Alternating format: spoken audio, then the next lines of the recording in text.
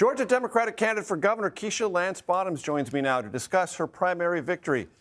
Congratulations, first of all. Were you expecting to surpass the 50% margin and avoid a runoff? I did, Major. I believed in our campaign. I knew that we were doing the work.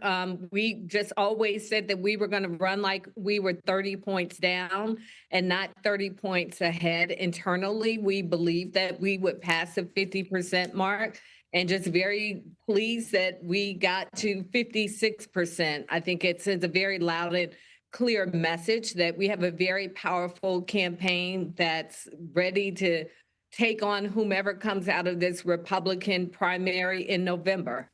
Do you see any difference between Burt Jones or Rick Jackson, the two Republicans who will be in the runoff? Just in terms of their running toward Trump's MAGA agenda, they're equally awful in that regard. Donald Trump has already endorsed Burt Jones, and Rick Jackson is spending a lot of money to try and curry favor with Donald Trump. So they are as MAGA gets. And as I'm moving around the state, that's not what the people of this state want to hear. They want to hear how we are going to address these everyday issues that are impacting their lives: cost of living, access or lack thereof to health care, education, access to jobs. Those are the things that people are concerned about, not this extreme agenda that Donald Trump continues to push forward in our state. If you are elected, you would be the first African-American woman ever elected governor in Georgia. And if I believe correctly, according to my quick research, the first African-American governor woman in the entire country. Is that potential history central to your campaign or incidental? It's not. I mean, obviously, I'm a Black woman every day, so I don't go around thinking about the label of being a Black woman. What I'm thinking about right now is just how I'm going to deliver for the people across this state. So obviously, the historical context of it could be significant. But when I am talking to voters across this state, their concerns are about how a leader will deliver for their communities. And the question of whether it would be a woman, a Black woman, doesn't come up. It's not a topic of discussion. It's just about how will you make my life better, and why should I vote for you, and what will I get in return for it? What effect does it have that Brian Kemp is not going to be on the ballot? Because Stacey Abrams tried to make that history twice, failed both times. Brian Kemp is formidable in the state of Georgia in Republican and statewide politics. He's not on the ballot. How big of a difference does that make?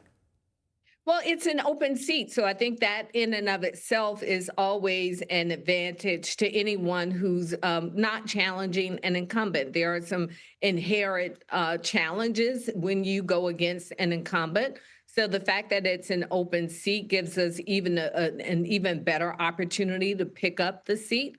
And again, we came out of last night very, very strong, winning, I believe, and I haven't seen the final numbers. I believe we won every county with the exception of 158 counties. And we were able to get a lot of crossover appeal with our campaign. And again, it's just been about talking about those issues that matter most to people. Is the Joe Biden endorsement for you important? Because there is a sense I have from some Republicans in Georgia that the Biden-Harris name is still toxic in Georgia politics. No, that's not what I'm picking up, especially from the Democratic base. People know how the Biden-Harris administration delivered for this state. But at the end of the day, an endorsement from a president is a wonderful thing to have. But really, it's about people voting for me in the state, talking to people, earning their votes one by one. So I'm honored to have had that endorsement, but it's not stopping me from trying to earn votes of everyday, regular working folk in this state. If you're elected, inflation and cost of living will be a big challenge. You can't do very much about it as governor, but what would you try to do? There are a few things that we can do. There's a gas tax that the governor has the opportunity to suspend in the state. It's suspended right now. I will extend that. Also looking at how we can make housing more affordable in this state, investing in infrastructure working with builders who specialize in affordable and workforce housing, whether it be through low interest loans or grants for homeowners. Also, expanding Medicaid in the state. Not expanding Medicaid has cost a lot of people a lot of money in this state. 9 rural hospitals have closed, and we're leaving federal dollars on the table because we've not expanded Medicaid.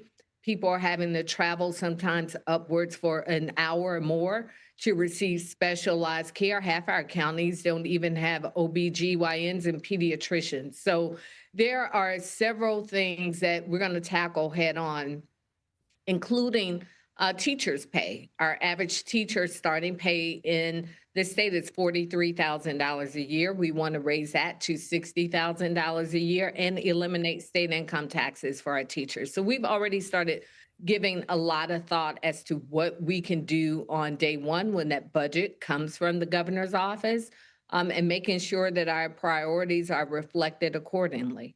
Keisha Lance Bottoms, thank you for the time. Thank you.